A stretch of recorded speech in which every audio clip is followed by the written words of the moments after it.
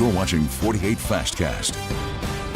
All right, y'all, welcome in 7:01, our 48 Fastcast here, where we give you the news, weather, and traffic, all the things you need to know in under 10 minutes. Yeah, and speaking of that, traffic and weather, both of them compounding together right now. We've seen several accidents this morning, and Jeff, that rain just continues to keep happening right now. Yeah, like our Fastcast, it'd be nice if the rain could move out faster, because it's been a very tough go this morning as we've been talking about accidents that have happened across the Tennessee Valley, numerous accidents actually.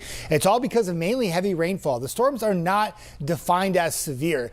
Gusts 30, 40, a lot of lightning, heavy rain. It's not a severe thunderstorm, but still high impact for the morning commute. Come on now, this is crazy. The rain's coming down heavy at times for almost all locations in the Tennessee Valley right now, but the heaviest of rain is actually out west. Right now, all these lightning strikes you see here in Russellville, down to Phil Campbell and Hatton and Moulton, south of Town Creek. This area of very heavy rain moves south and east in the next hour, but behind it, where rain already came down this morning, we have flash flood warning because there was so much rain at once. Some areas could pick up almost 3-4 inches of rain here this morning. That's what's prompted the flash flood warning for this area here. Once the rain moves out, though, weather will improve for the afternoon, and I'll have much more coming right up. This is your 48 First Alert Road Report, sponsored by Bankston Motorhomes. Taking a look now, this is County Line Road and 565. And right now, that accident there is still being worked on as crews are out there. You see the emergency crews there as well, and traffic moving very slowly through that area because of this rain that we're seeing this morning. Now, that is just one accident that we've seen this morning. You can see a wider look of it here of how that traffic is being impacted on 565 in the westbound lane. Now, we also want to show you another accident. This one just popped up here. This one at Alabama 53 northbound at Research Park. There's another accident that we want to take you over to as well over here. Now, this one is on the I-65 northbound Alabama 67. This lane blocked due to the crash there. This all, of course, just sort of happening because of this rain this morning, as we continue to ask people to stay and go as slowly as possible to stay as safe as possible. And then this one here that we're seeing right now, this is near Lacey Springs 231 right now. And so again, if you're on the roadways commuting this morning, you know, take your time because this rain can definitely have an impact as you're heading throughout your morning. Drive times right now. We're following breaking news just into the newsroom. A man has been taken to the hospital with critical injuries after a car crash in North Huntsville. MZ officials tell us that wreck happened at the Parkway and York Road, just to the north of Maston Lake Road, around 6:10 this morning. Crews are still working to clear that scene. Well, we are asking more questions about why FBI agents were at a home in South Huntsville. This is exclusive video that shows FBI agents searching a house on Edge Hill Drive near Weatherly Road yesterday. Neighbors tell us the homeowner and agents went inside around 5:30 p.m. When our crews arrived, you could see FBI agents searching an SUV outside the home. Now, they wouldn't tell us why they were there. A short time after, authorities closed the garage door, turned off the lights, and shut the blinds.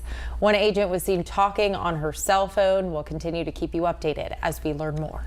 Decatur police have arrested 2 people after they responded to reports of gunshots and then found 2 people breaking into a car. Police tell us they responded to the scene on Courtney Drive Southwest just before 5 a.m. Wednesday. That's near Cedar Lake Road and Central Parkway. Police say as they approached, the man, Joshua Cunningham, fired off several shots before fleeing with the other suspect, Janae Matthews, on bikes. During the incident, 3 occupied apartments and 3 vehicles were shot at.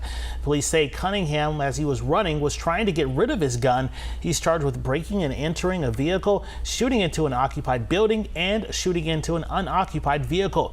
Matthews is charged with burglary. In Jackson County, prosecutors have charged a man they believe used the identity of a dead man to buy several guns.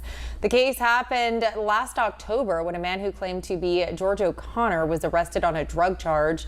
Investigators later found the real George O'Connor died a few years before. They identified the suspect arrested as Stuart Sandrock. Investigators learned that Sandrock was actually convicted of soliciting to commit murder in San Diego more than 30 years ago. After searching his Flat Rock home, deputies say they found more than 30 weapons and thousands of rounds of ammo. He's charged with identity theft and facing numerous weapons charges. And parts of the Tennessee Valley saw some strong storms yesterday as well. There were even some severe thunderstorms warnings that were issued. Take a look at this picture. This is a home that was in Rogersville. You can see that roof that was ripped off the house from some of those strong straight line winds. This home is in Wheeler Lake. Now, the weather wasn't all bad. You can see this beautiful rainbow that was over the WAFF 48 studios yesterday. A picture taken by our digital team. Well, still to come, today is Juneteenth. We take a deeper dive into the holiday and why it means so much to so many. Next on 48 News Today.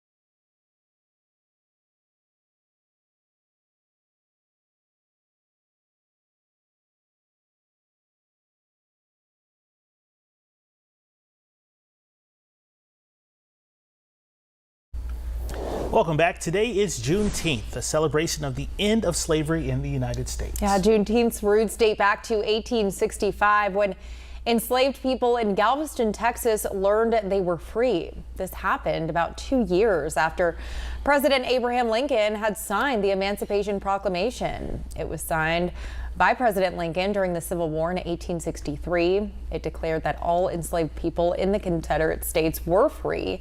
Despite that, many people who owned slaves just completely ignored it.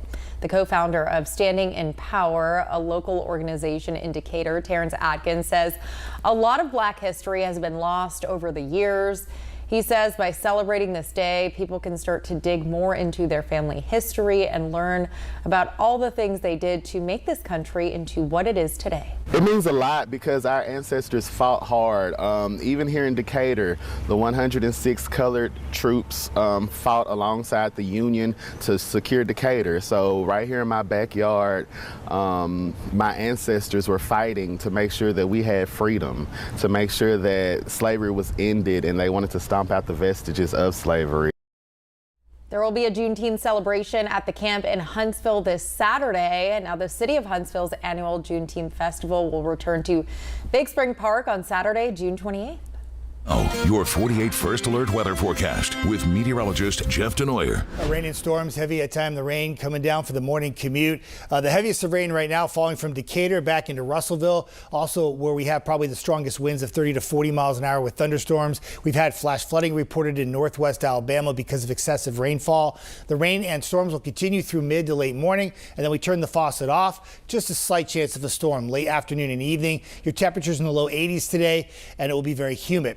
As we go into Friday, Saturday, and Sunday, with the rain moving out and you get more sunshine, what does that do to the temperatures? Takes them off, right? Near 90 for the first day of summer on Friday, and then Saturday and Sunday. The weekend will be dry. We've waited for a dry, sunny weekend for quite some time, right? The problem is now you got to be concerned about the heat and the humidity because temperatures will be in the mid-90s and it will feel like 100 degrees. And if you're a big fan of heat and humidity, you love that 10-day forecast because next week it will stay sultry with temperatures in the low to mid-90s. Oh, definitely looking forward to that, trying to get out of some of this rain that we've been having this morning, guys. All right, thank you all so much for joining the Fastcast. Make sure to tune in, of course, for us at 11, Tennessee Valley Living, and at noon. Have a great rest of your day.